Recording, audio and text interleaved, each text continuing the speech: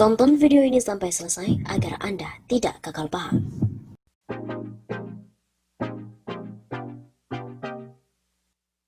Ada 157 pelanggaran yang dilakukan pemerintah era Jokowi. Sikap intoleran di beberapa daerah di Indonesia terus berlangsung di era kepemimpinan Presiden Joko Widodo. Direktur Riset Setara Institute, Halili Hasan menerangkan, perilaku intoleransi yang dia catat kebanyakan dilakukan pemerintah daerah berupa pelanggaran kebebasan beragama atau berkeyakinan. Dalam periode pertama pemerintahan Presiden Joko Widodo, pemerintah daerah merupakan aktor negara yang paling banyak menjadi pelaku pelanggaran KBB dengan 157 tindakan. Ujar Halili dalam siaran pers yang diterima oleh kantor berita politik RMOL pada hari Selasa 29 September.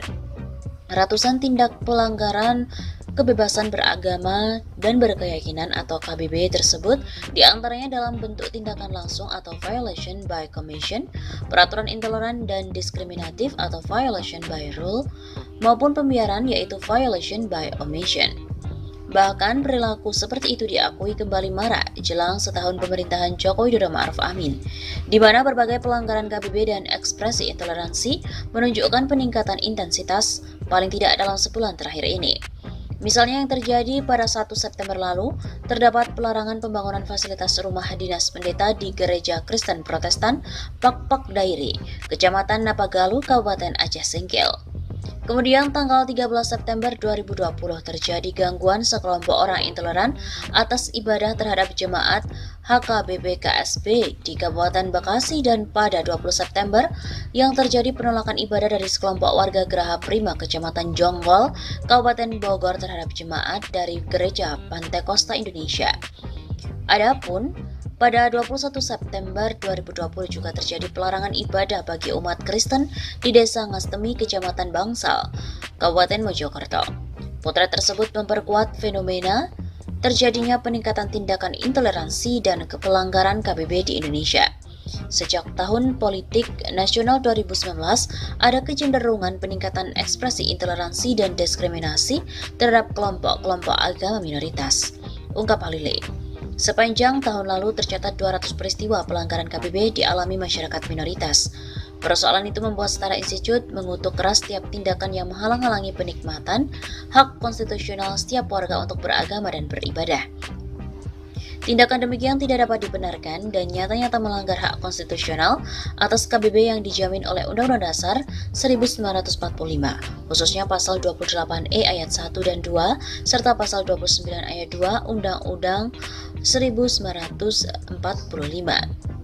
Lebih lanjut, Halili juga menuntut pemerintah menghadirkan, menjamin dan melindungi hak konstitusional warga minoritas, khususnya untuk bebas berekspresi dan juga beribadah.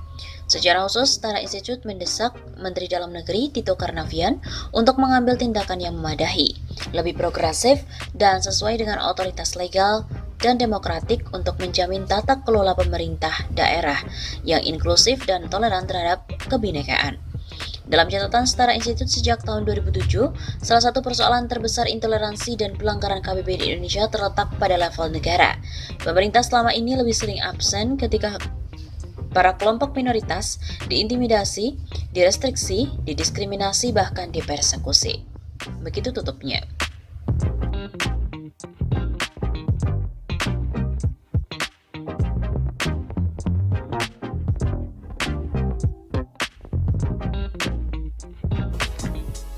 Harga BBM tidak turun.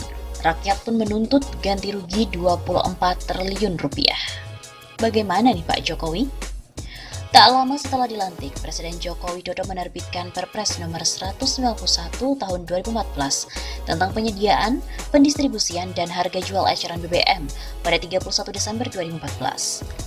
Perpres nomor 191 tahun 2014 kemudian direvisi dengan Perpres nomor 43 tahun 2018 guna menambah wilayah penjualan BBM, penugasan dari premium, dan kebijakan tentang penerimaan badan usaha setelah audit BPK.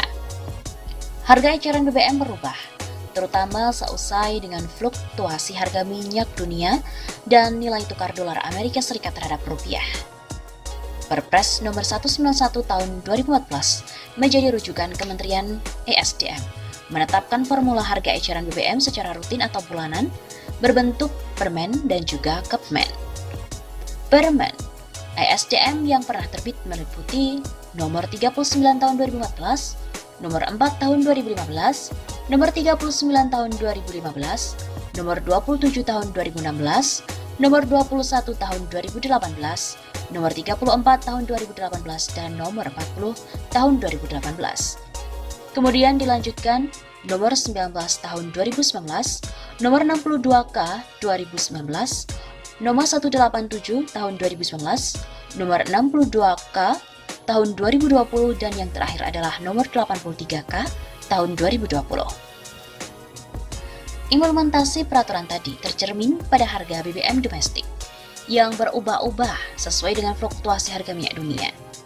Misalnya, harga BBM RON 92 atau Pertamax per liter pada Mei 2015 adalah Rp9.600, turun menjadi Rp7.550 sesuai dengan peraturan nomor 4 tahun 2016. Kemudian naik lagi ke Rp8.400 sesuai dengan peraturan nomor 12 tahun 2017.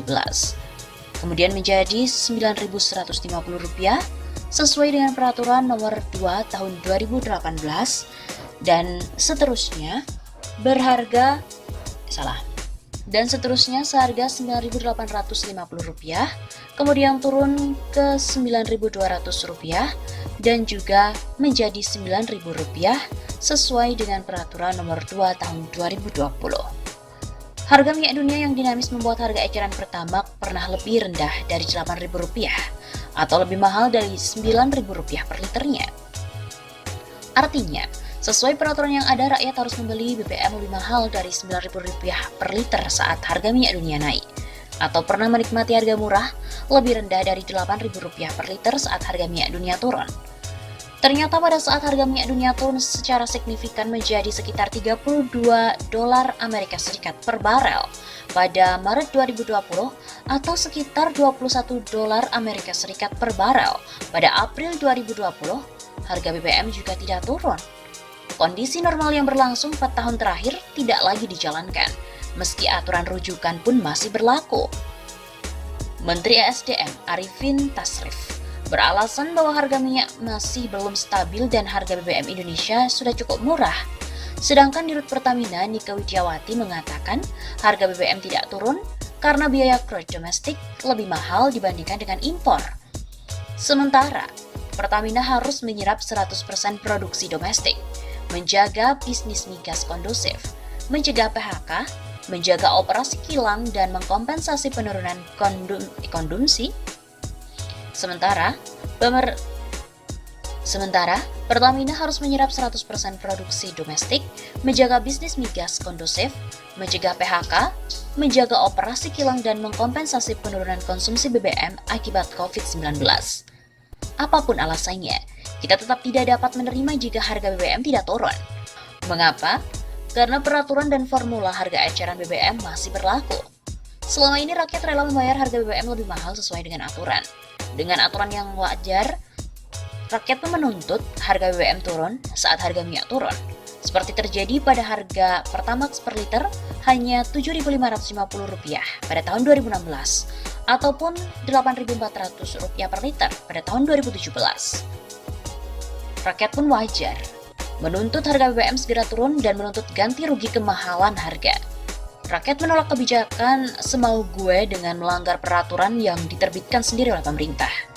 Jika pemerintah menghalangi rakyat menikmati harga BBM lebih murah, sementara aturan rujukan pun masih berlaku, maka dapat dinyatakan pemerintah telah bertindak semau gue melawan hukum dan menzalimi rakyat.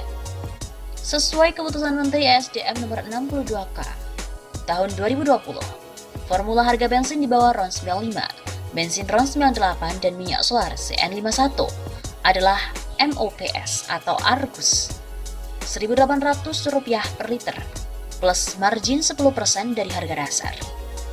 Sebagai contoh, dengan formula tadi, sesuai MOPS, rata-rata 25 Februari sampai dengan 24 Maret 2020 dengan kurs dolar yaitu Rp15.300, maka diperoleh harga BBM yang berlaku 1 April 2020 jenis Pertamax RON 92 sekitar Rp5.500 per liter dan Pertalite RON 90 sekitar Rp5.250 per liternya.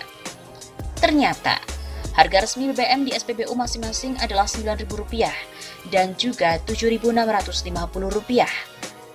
Dengan demikian, jika dibanding harga sesuai formula, maka konsumen BBM Pertamax membayar lebih mahal, Rp2.000 sampai dengan Rp3.500 per liternya. Hal sama juga terjadi untuk BBM tertentu atau solar, dan khusus penugasan atau premium. Namun dengan nilai kemahalan sekitar Rp1.250 sampai Rp1.500 per liter.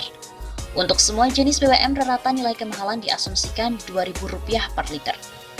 Harga rata dari minyak dunia bulan Februari, Maret, April, Mei sampai dengan Juni 2020 masing-masing adalah sekitar $55 Amerika Serikat, $32 Amerika Serikat, $21 Amerika Serikat, $29 Amerika Serikat, dan $39 Amerika Serikat per barel. Sedangkan nilai tukar rata dolar Amerika Serikat terhadap rupiah untuk periode yang sama adalah Februari, yaitu Rp14.340, Maret sampai April Rp16.300, Mei Rp14.800, dan Juni Rp14.600. Berdasarkan asumsi-asumsi harga minyak dunia dan juga nilai tukar tadi, serta merujuk nilai kemahalan atau kelebihan bayar April 2020 sebesar Rp2.000 per liter. IRES pun memperkirakan kelebihan bayar konsumen BBM per liter untuk periode Maret sampai Juni 2020 adalah Maret Rp1.000, April Rp2.000, Mei Rp2.600, dan Juni Rp1.600.